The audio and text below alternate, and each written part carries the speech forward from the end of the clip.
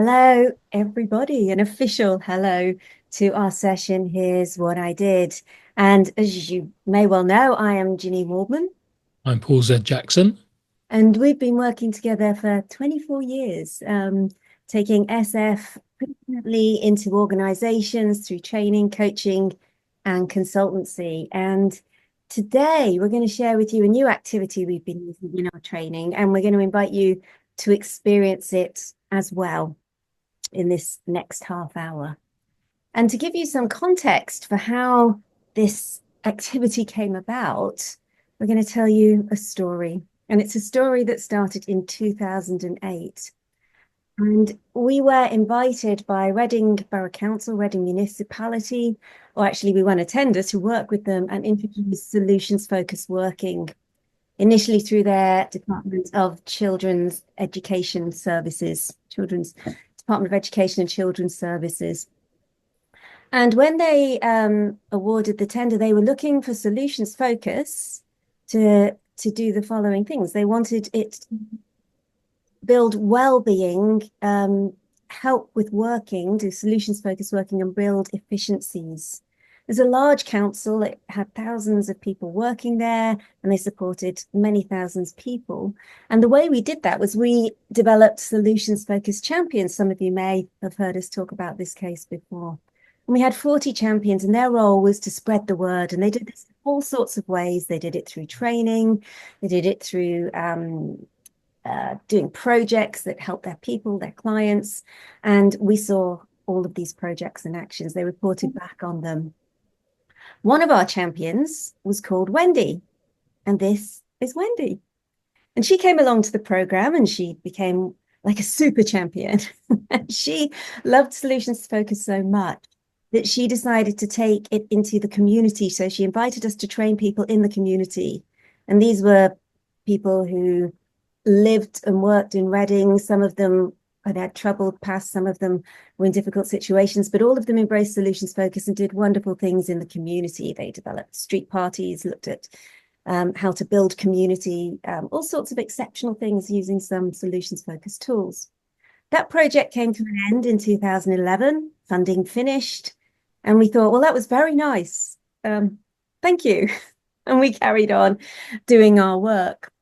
10 years later, in 2021, I got a phone call from Wendy. Wendy was now working for legal services. This is the legal side of the council. They have 120 people working for them, and they support 6 municipalities. They have a very broad scope. And Wendy was now supporting their operations. And she said to us, she said, we've got a big restructure. As a result of this, we've got a lot of unhappy people. Our team is not working well. We need solutions focused. I've told my boss about it. And he says, yes, anything that will help, come and help us. And he asked us to help build their team and develop their leaders because they were going through a massive transition. We said, yes, of course, we'd love to. And we initially started working with them by running a couple of team sessions, really to get them thinking about what good looked like, working well together, connecting with their resources. And then we followed that up with a what's better. And they liked it so much, they asked us to run a leadership program, which we developed for them. And it was a 5-day program over 4 months. And it involved coaching, conversations, and using solutions focus in large scale change. And we've run a number of cohorts. Actually, the last one finished yesterday. The most recent one finished yesterday. And with our training, we're always updating and changing things. And we ran the first cohort, and we're just getting to the end of the second cohort in 2023. And we're about to do the last day. And this is where everybody presents back what they've learned and what they're doing well. And Paul and I were chatting, and we were thinking that we'd really like to start the day with an activity that got people really ready to do their presentations and also refresh their memories of what solution focus was and got them to have a good experience. So something that got them into their resources to feel resourceful and really connect with that. Something that helped them identify their own capabilities and skills. And equally something that was evidence-based. So it was based on their experiences and their stories. And Paul is now going to share with you what we did. So what we did was create an activity for them, and we'll do the activity here together in groups in a moment. And I'll offer some commentary on how it was received and what happened along the way with our groups in Reading. So here's the activity for us all to do. It's called Here's What I Did, and you'll see why very shortly. Begin by listing for yourself 3 personal skills or qualities that you feel you have. Personal skills or qualities. Now, this is a solution focused group, and I imagine if you've got any difficulty with this question, it's purely the difficulty of choosing which ones to use out of a very long list. But in Reading, some of the people, not all of them, some of them were scratching their heads on the I'm not sure I can think of 3 personal skills or qualities grounds. So when we saw that happening, we invited them to think of what skills or qualities would your best friend say that you had if we were to ask them, or if we were to ask your manager or one of your colleagues, what would they say were some of your skills and qualities? And that prompted them to come up with 2 or 3 at least each, so they were equipped to do the activity. Has anyone not found 3 personal skills or qualities? Let me know. All right, then you are equipped for the storytelling part of the activity, which goes like this. In groups, in a moment, you'll take it in turns within that group to tell a true story in which one of those skills or qualities was exemplified or manifest or put to use. If it's more than one of those qualities, that's also absolutely fine. If you can include all 3, fantastic. It should include at least one of these skills and qualities. And it's going to be a story of about 90 seconds, 2 minutes maximum. A brief story, short tale of your own. When you're telling it, it's vital that you do not at any point mention the skill or quality while you're telling it. You keep that secret and covert. It's not mentioned, because when you've finished telling the story, at the end of your story, your colleagues in your group are going to guess what that pertinent skill or quality was that you had in mind and that was exemplified in your story. They'll have as many guesses as they want, which you'll listen to if you're the storyteller, and then you can reveal to them what the skill or quality was that you had in mind. That will take about 2 minutes, and then you pass on to the next person to share their story that exemplifies one of their skills or qualities. We're going to take 9 minutes in total, so you've got time for 3 rounds, probably 4 if you're a little bit quicker. If you run out of time, you can discuss things amongst yourselves, or somebody might like to have another go. Entirely up to you. And then we'll be coming back in plenary to reflect on that. You don't need to return to the main room. That will happen automatically at the end of the time. Please accept your invitations to the groups that are coming up now. And the activity is in the chat, so you can reference it, and your invites are here now. Hello, everybody, and welcome back from your conversations and sharing what you did. And we're really curious to hear from you what's interesting, useful, and SF-like about this activity. What did you like? What was helpful? What was the SF-ness in it? And for those of you who'd like to write in the chat, please do. For those that want to speak, please unmute yourselves or share your thoughts with us. What is this? What is what? I think in our group, it was hard. We only got through 2 people, but it was hard to not give it away or not like almost say the word. Yes. kind of felt like charades, where you can't say the word or taboo if you've heard of that game. So I thought of hope as in like not for my quality, but as in like finding hope in, like believing in ourselves, Yeah. being hopeful that we could do the activity without giving it away. Were the guesses accurate? A little bit off for Ian, but for the other one, we were fine. Okay. What happens if it's accurate? And what happens if it's not accurate? Well, I didn't get it accurate. Ian got the other one accurate. So I'll let him share. Yeah, I mean, I guess I could make the point. When it wasn't, when it was accurate, it was nice. It was nice to do that, and obviously that reinforced. Got her name now. The lady who who talked about it. And when it wasn't accurate, it didn't matter really because what was said was really nice and positive. And It was Maria. Maria. It was Maria. Sorry, Maria. And so it's a good positive thing. I imagine that generated for you in the sessions a nice positive and some serious energy. I imagine as you did does. That. And it does it through every step of it. Yeah. Can I add something? Yeah, please do. I'll since say my bit later. Yeah.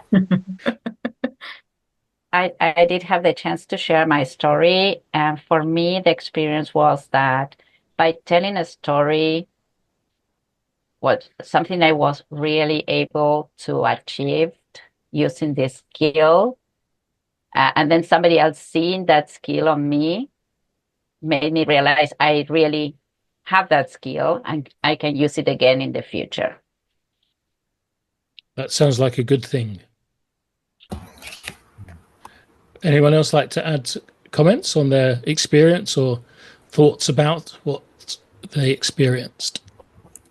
And maybe to your question, what happens if it's accurate? What happens if it's not? We didn't have enough time. We chatted too much, which was lovely. But I think it's a very safe. I do a similar exercise with clients, and I think it's very safe if it's positive skills. I don't even mind if Susanna guesses the right skills because the worst that can happen is that, nah, I'm not that good at this, but there's still other skills. So you can't really go wrong. So I think it's a nice smiley exercise.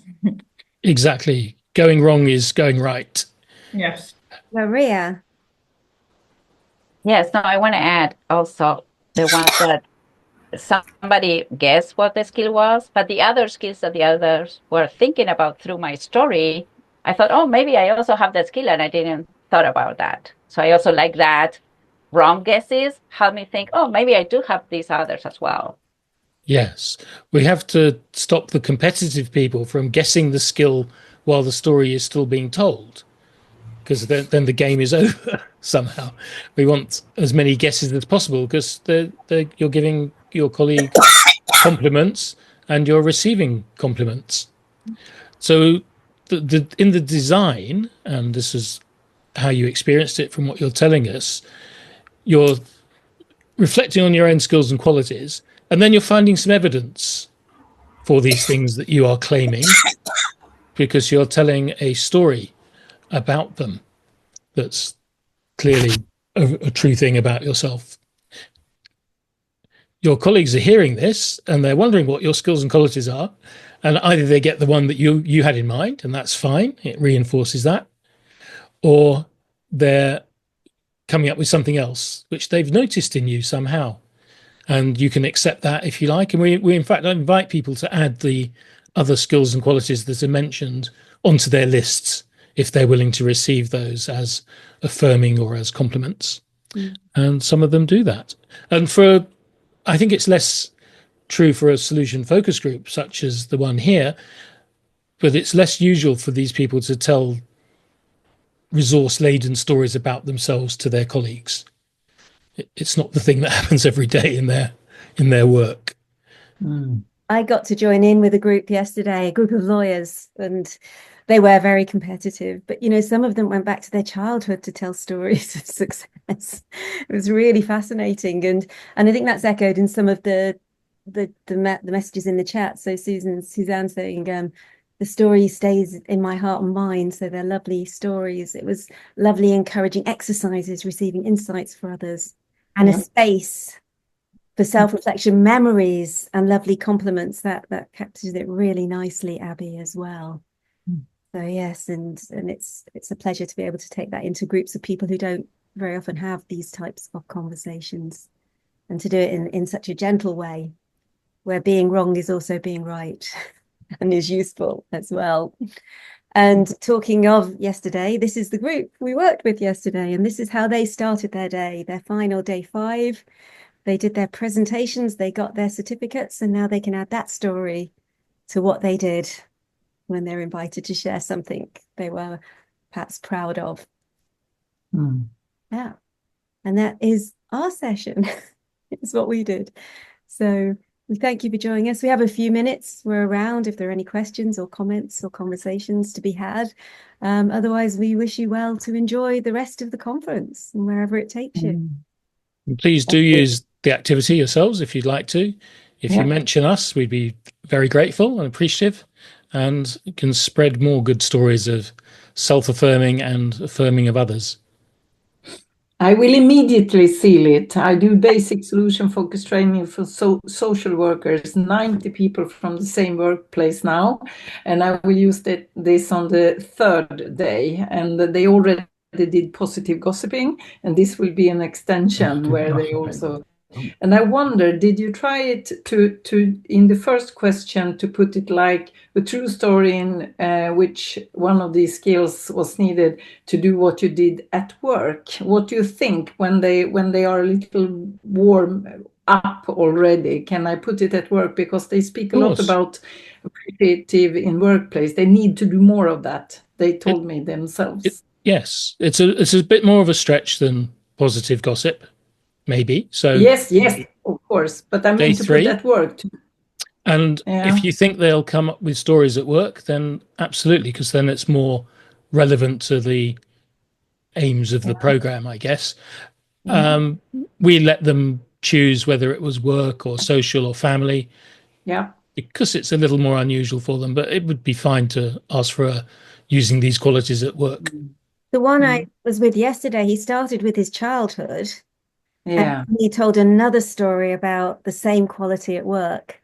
Wow. So actually, it is nice to give them that, but equally inviting someone to start where they're comfortable. The story became bigger because he started to think of more stories that demonstrated this particular quality. But absolutely, the invitation is to fit it with the context that you're making. I prefer your way of doing it, but I'm tempted to put it in the workplace because they want. Feel free. Okay, but we will see. I will mention you. Thank you, Suzanne. Good to see you. Thank you, everyone, very much indeed. Enjoy the rest of the conference, those who are staying up.